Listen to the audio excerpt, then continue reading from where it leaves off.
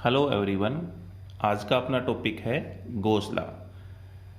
तो गोसला में क्या कहता है बेटा कि ये हमें रिलेशन बताता है electric flux through a close surface and total charge with in that surface. ठीक है, क्या बताता है हमें ये? It gives relation between electric flux through closed surface। Close surface बोलना बेटा बहुत जरूरी है। And total charge with in that surface. ठीक है, ये हमें गोसला जो है वो बताता है। ठीक है, यानी जो क्लोज सरफेस की बात करें बेटा वो 3 डायमेंशनल जो है हमारे पास होना चाहिए। ठीक है, 3 डायमेंशनल क्लोज सरफेस होना चाहिए। इसकी स्टेटमेंट देखें बेटा अब तो क्या कहता है? Total electric flux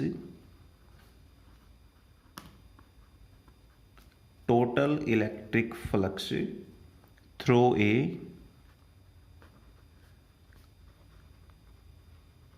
closed surface is 1 by epsilon naught times of total charge enclosed by the surface।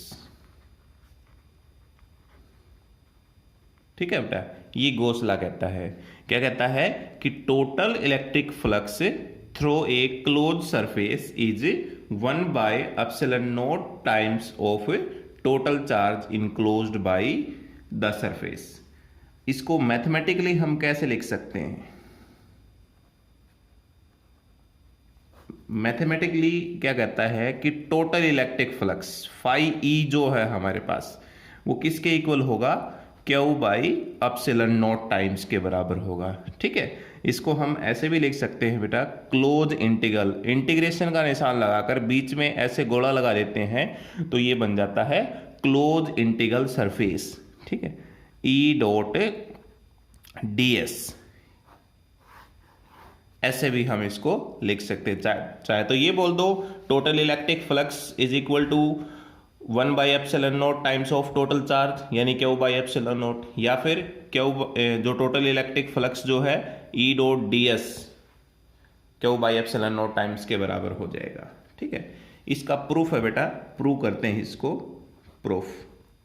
तो उसके लिए हमने क्या कर लिया कि एक सरफेस ले लिया बेटा हमने। ठीक है, स्फेरिकल सरफेस ले लिया जिसका रेडियस आर है और इसके सेंटर के ऊपर जो है वो क्यू चार्ज सिचुएटेड है और मैग्नीट्यूड ऑफ इलेक्ट्रिक फील्ड देखें इसके पूरे सरफेस के ऊपर बेटा तो वो कांस्टेंट रहेगी हर पॉइंट के ऊपर। ठीक है, तो इसमें से हमने क्या मान लिया? एक छोटा सा सरफेस एरिया मान लिया जिसका क्या है? डीएस एरिया है। तो इस चार्ज की वजह से यहां पर एरिया वेक्टर देखें तो उसकी डायरेक्शन क्या हो जाएगी? आउटवर्ड डायरेक्शन हो जाएगी। ठीक है, और इलेक्ट्रिक फील्ड की भी क्या हो जाएगी? आउटवर्ड डायरेक्शन, यानी डीएस भी आपका इसके अलोंग हो गया और आउटवर्ड डायरेक्शन होगी इलेक्ट्रिक फील्ड की। यानी यूनिट वेक्टर देखें वो भी क्या हो जाएगा? यूनिट वेक्टर की भी डायरेक्शन ये हो जाएगी। यहां पर देखें ई और एन जो है बेटा, एन यूनिट वेक्टर, वो दोनों क्या है? पैरेलल है, आर पैरेलल। दोनों पैरेलल हो गए तो इनके बीच में एंगल कितना हो जाएगा बेटा? थीटा हो जाएगा हमारे पास 0 डिग्री।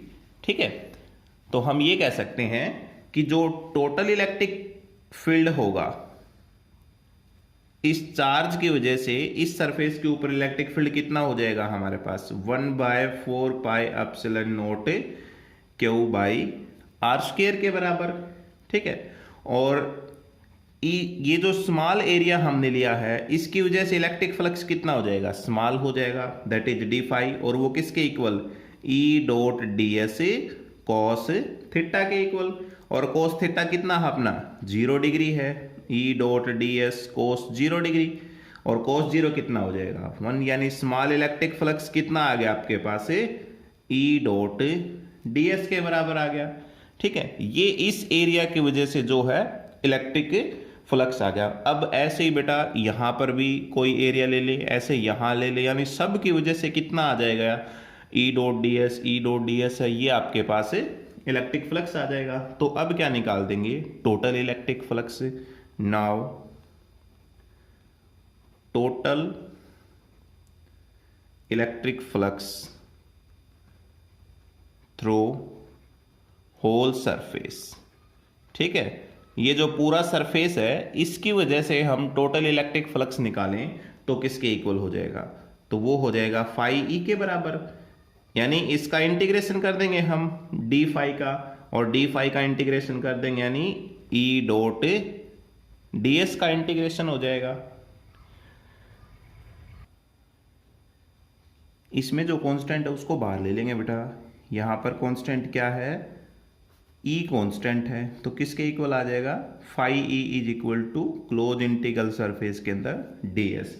अब डी एस क्या है, डी एस जो है हमारे पास से वो है total area of spherical surface.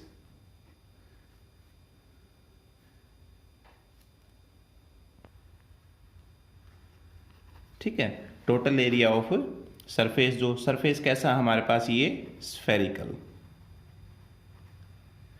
तो इसका टोटल एरिया हो जाएगा आपके पास से कितना होता है, एक स्फीयर का अगर देखें एरिया तो 4 पाई आर स्क्वायर हो जाएगा।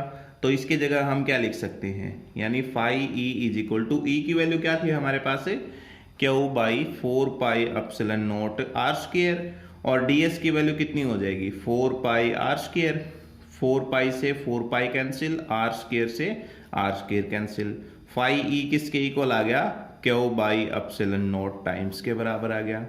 यानी आपके पास टोटल इलेक्ट्रिक फ्लक्स है वो किसके इक्वल आ गया, Q by epsilon naught times के इक्वल आ गया। यही गॉस थ्योरम है बेटा। ठीक है, यानी किसी भी क्लोज सरफेस का हमने इलेक्ट्रिक फ्लक्स निकालना हो तो क्या कर देंगे, सीधा Q by epsilon naught times कर देंगे तो उसका इलेक्ट्रिक फ्लक्स है वो निकल आएगा। ठीक है, नेक्स्ट टर्म है इसमें Gaussian surface. Gaussian surface, Gaussian surface क्या होता है बेटा, ये ऐसा सरफेस होता है जिसके ऊपर मैग्नीट्यूड ऑफ इलेक्ट्रिक फील्ड है वो हमेशा कैसी रहती है, कांस्टेंट रहती है। The surface over which magnitude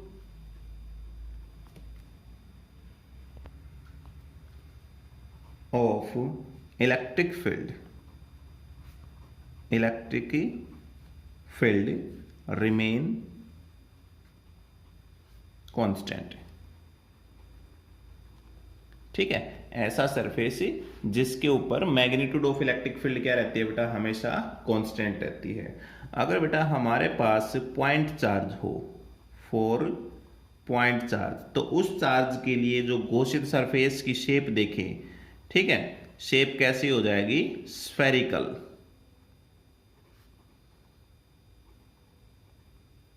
ठीक है, अगर हमारे पास कैसा हो, जो पॉइंट चार्ज हो तो उसके लिए शेप ऑफ गॉसियन सरफेस है वो कैसी होगी, स्फेरिकल शेप होगी। अगर हमारे पास स्ट्रेट चार्ज हो,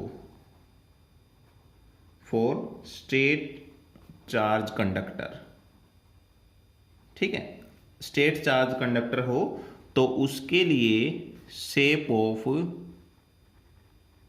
गॉसियन सरफेस तो वो कैसी हो जाएगी बेटा, वो सिलेंड्रिकल हो जाएगी, सिलेंड्रिकल शेप। ठीक है, तो ये ध्यान रखना बेटा, अगर पॉइंट चार्ज हो तो उसके लिए स्फेरिकल शेप होगी, और अगर स्ट्रेट चार्ज हो तो उसके लिए कैसी शेप होगी, सिलेंड्रिकल शेप होगी। Gaussian surface do not pass through any point charge.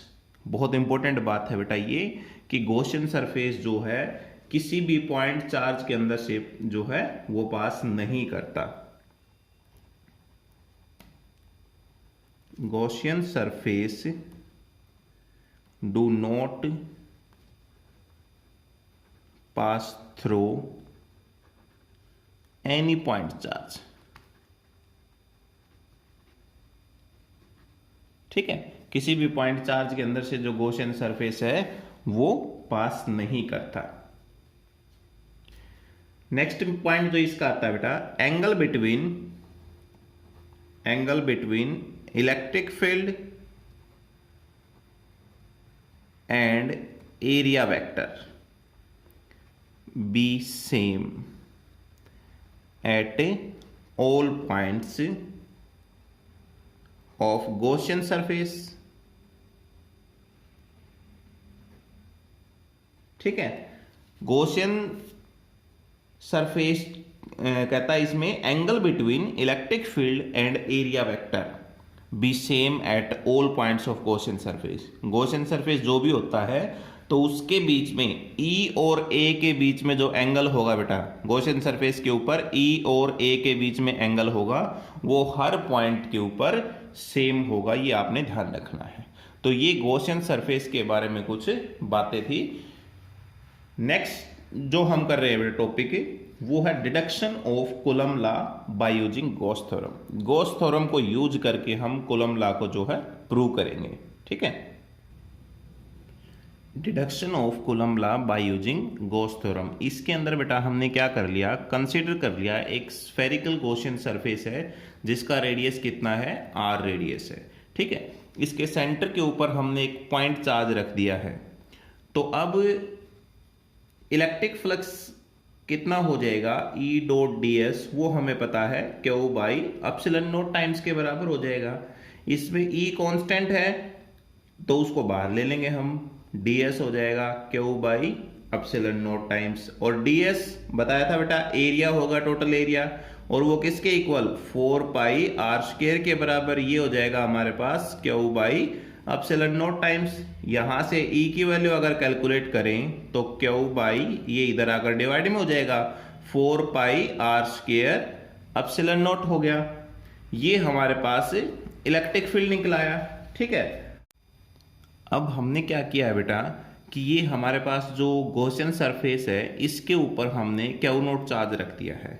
ठीक है, ये जो गॉसियन सरफेस है स्फेरिकल सरफेस का, इसके ऊपर हमने क्या रख दिया, Q नॉट चार्ज रख दिया।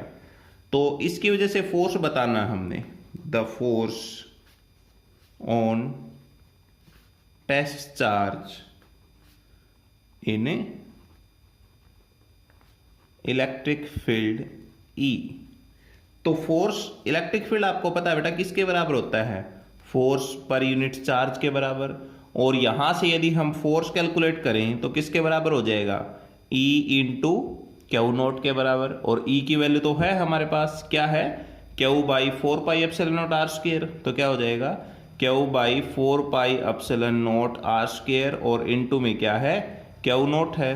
तो कूलम लॉ आपने पढ़ा था बेटा, कूलम लॉ में क्या कहता है कि यदि जो दो चार्जेस जो है, एक चार्ज ये मान लिया एक यह मान लिया, दोनों क्या है, r डिस्टेंस की दूरी के ऊपर है, तो फोर्स कितना लगेगा, फोर्स लगेगा Q1 Q2 divide by 4 pi epsilon not r square के बराबर।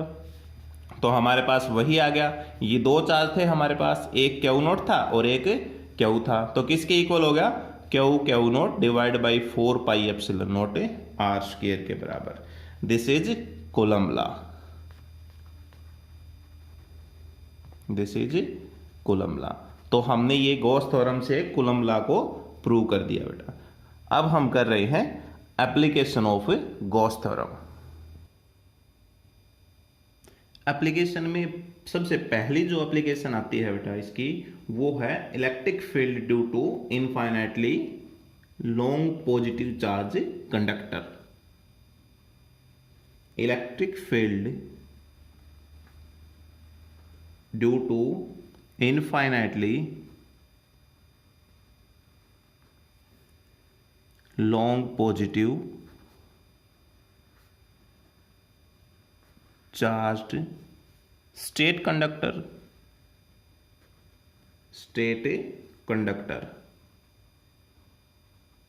और वायर भी पूछ सकते हैं। ठीक है, स्टेट कंडक्टर बोल दो या फिर जो है वायर है वो बोल दो। ये इसकी पहली एप्लीकेशन है। तो इसमें हमने क्या किया बेटा, एक स्टेट कंडक्टर ले लिया जिसके ऊपर पॉजिटिव चार्ज डिस्ट्रीब्यूटेड है। ठीक है, पॉजिटिव चार्ज डिस्ट्रीब्यूटेड है, यूनिफॉर्मली इसके ऊपर पॉजिटिव चार्ज डिस्ट्रीब्यूटेड है। और इसकी जो लीनियर चार्ज डेंसिटी है, लीनियर चार्ज डेंसिटी, वो हमने क्या मान ली, इसकी लैम्डा मान ली। ठीक है, lambda be the linear charge density, और पॉजिटिव चार्ज है इसके ऊपर। ठीक है, अब हम देखिए, आपको पहले बताया था मैंने क्वेश्चन सरफेस के बारे में, तो उसमें कहा था कि यदि आपका कोई स्टेट कंडक्टर है तो उसके ऊपर गॉसियन सरफेस की शेप कैसी होगी, सिलेंड्रिकल होगी। तो ये इस पर कैसे आएगी हमारे पास, सिलेंड्रिकल। और कोई पॉइंट चार्ज होगा तो उसके ऊपर कैसे आएगी, स्फेरिकल शेप आएगी। ठीक है, तो इसमें हम क्या ले रहे हैं, एक सिलेंड्रिकल गॉसियन सरफेस हम कंसीडर कर रहे हैं। वो हमने ये कंसीडर कर लिया, वो इस प्रकार से,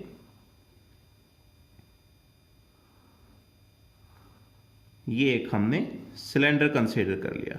ठीक है, ये गॉसियन सरफेस हमने कंसीडर कर लिया जिसकी टोटल लेंथ है वो कितनी है, एल लेंथ है इसकी। ठीक है, और ये जो सरफेस है इसको हमने मान लिया S1, इसको S2, इसको हमने मान लिया S3 सरफेस मान लिया। और टोटल जो इसका रेडियस है ये वो कितना है, R इसका रेडियस है। ठीक है, अब देखें, इसमें जो पॉजिटिव चार्ज है स्टेट कंडक्टर के वो इसके एक्सिस के अलोंग है। ठीक है, तो electric field present over curved surface अगर देखें, electric field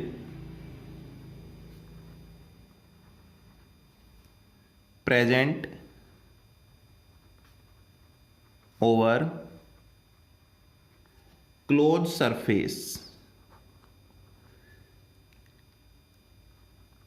and 0 at end caps of cylinder, या यूं कहें सिलेंड्रिकल गॉसियन सरफेस।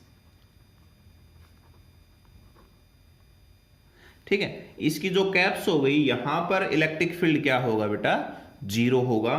और यहां पर हमने मान लिया कि कोई स्मॉल एरिया मान लिया, तो इसके ऊपर इलेक्ट्रिक फील्ड की डायरेक्शन या एरिया वेक्टर जो हम देखें तो क्या हो जाएगा, ये आउटवर्ड डायरेक्शन में हो जाएगा। इधर देखेंगे तो वो भी इधर आउटवर्ड डायरेक्शन में हो जाएगा। ऐसे ही इधर देखें तो इसका आउटवर्ड डायरेक्शन इस साइड हो जाएगा।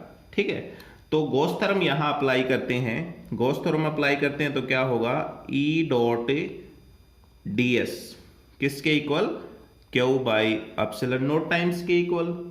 ठीक है, और Q by epsilon naught times कितना, यानी जितना जो जो हमने सरफेस लिया है, E डॉट ds कौन सा, S1 सरफेस का, प्लस में E dot ds, E dot ds S2 surface का, प्लस में क्लोज इंटीग्रल सरफेस के अंदर E dot ds S3 surface का। ठीक है, ये पूरा किसके equal, Q by epsilon not के इक्वल हो जाएगा। ठीक है, अब यहां देखें S1 के अंदर देखें तो इलेक्ट्रिक फील्ड यहां एंगल देखें तो कितना हो गया, 90 डिग्री हो गया। ठीक है, ऐसे ही इस केस में देखें तो कितना हो गया, 90 डिग्री हो गया। लेकिन यहां देखें जो तो कितना हो जाएगा, 0 हो जाएगा। ठीक है,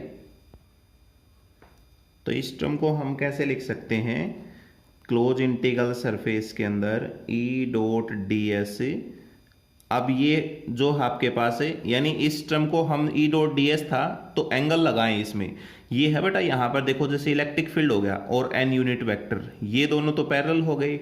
एक इसका n यूनिट वेक्टर है वो इसके अलोंग हो जाएगा, इसका हो जाएगा वो इस तरफ हो जाएगा।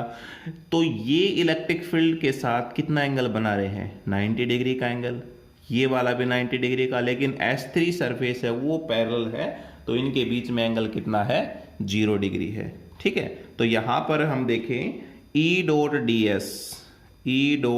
एस, तो ये कितना हो जाएगा, कोस 90 हो जाएगा S1 सरफेस का, प्लस में क्लोज इंटीग्रल सरफेस के अंदर ई डॉट डी एस कोस, ये भी 90 हो जाएगा, और प्लस में S3 सरफेस का देखें तो ई डॉट, सॉरी ये वेक्टर नहीं आएगा, अब E dot D S cos यहाँ कितना हो जाएगा, 0 is equal to Q by epsilon naught times, ये टर्म हमारे पास कितनी हो जाएगी, 0 हो जाएगी।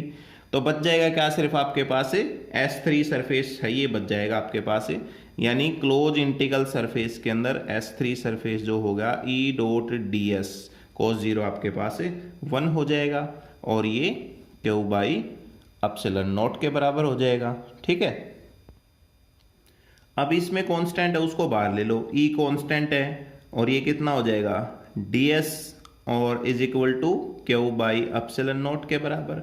अब ds किसके इक्वल हो जाएगा, ds का एरिया हो जाएगा आपके पास 2 पाई आर एल के बराबर, l जो हमने लेंथ ली है, तो e इंटू में क्या हो जाएगा, 2 pi R L is equal to Q by epsilon not के बराबर, और यहां से इलेक्ट्रिक फील्ड निकालोगे तो Q by 2 pi R L epsilon not, ये हमारे पास इलेक्ट्रिक फील्ड निकलाएगा। लेकिन हमने मान के चले थे कि जो लैम्डा है हमारे पास वो लीनियर चार्ज डेंसिटी थी, तो किसके इक्वल होता है, क्यू बाई एल के इक्वल होता है। ठीक है, तो यहां पर हम क्यू की वैल्यू अगर निकालें तो किसके इक्वल हो जाएगी, लैम्डा इंटू एल के बराबर हो जाएगी। ये वैल्यू हम इक्वेशन फर्स्ट में पुट कर देते हैं, पुट इन इक्वेशन फर्स्ट, तो यहां से इलेक्ट्रिक फील्ड किसके इक्वल आ जाए, क्यू की जगह वैल्यू पुट कर दी, lambda L divide by 2 pi R L epsilon not के बराबर, एल से एल कैंसिल आउट हो गया, और ई की वैल्यू किसके इक्वल हो गई, लैम्डा अपोन में 2 पाई आर एप्सिलॉन नॉट के बराबर। ये हमारे पास इलेक्ट्रिक फील्ड हो जाएगा बेटा। ठीक है, अब यहां से देखो बेटा, linear charge density constant, 2 pi constant, epsilon not constant, इसका मतलब ये हो गया कि जो इलेक्ट्रिक फील्ड है वो इनवर्सली प्रोपोर्शनल होगा रेडियस के। ठीक है, इलेक्ट्रिक फील्ड क्या होगा, इनवर्सली प्रोपोर्शनल होगा रेडियस के। इनके बीच में अगर ग्राफ बताएं बेटा, इलेक्ट्रिक फील्ड और जो रेडियस के बीच में ग्राफ देखें तो वो कैसा होगा, कुछ इस प्रकार से, इनवर्सली प्रोपोर्शनल है, एक बढ़ेगा तो दूसरा क्या होगा, घटेगा, तो इस प्रकार का जो ग्राफ है वो होगा। ठीक है, तो इसका मतलब ये हुआ बेटा कि हमारे पास जो इलेक्ट्रिक फील्ड है वो इनवर्सली प्रोपोर्शनल आ गया डिस्टेंस के। ठीक है, और ये क्वेश्चन बेटा बहुत बहुत इंपॉर्टेंट क्वेश्चन है, मोस्ट इंपॉर्टेंट क्वेश्चन कह सकते हैं 12th क्लास का जो है, और एग्जाम में आने की इसकी 100% जो है वो संभावना है। ठीक है, अकेला जो एप्लीकेशन अगर पूछे तो वो 3 नंबर में आ जाती है, प्रूफ के साथ अगर एप्लीकेशन पूछ ली तो 5 नंबर की बन जाती है, अकेला प्रूफ पूछ लिया तो 2 नंबर का स्टेटमेंट भी पूछ लेते हैं। ठीक है, यानी कहने का मतलब ये है कि ये 2 नंबर से लेकर जो है 5 नंबर में कितने ही मार्क्स में क्वेश्चन आ सकता है। इसकी एप्लीकेशन जो बाकी हैं वो हम नेक्स्ट वीडियो में करेंगे। तो इस टॉपिक को बेटा आपने जो है वो अच्छे से याद करना है, वीडियो को अपने दोस्तों के पास शेयर करें ताकि इस लॉकडाउन में उनके पढ़ाई में कोई भी रुकावट है वो न आए। और इस चैनल को अभी आपने सब्सक्राइब नहीं किया है तो बेटा इसको सब्सक्राइब कर लें ताकि हर वीडियो जो है वो आप तक पहुंच सके। थैंक यू बेटा।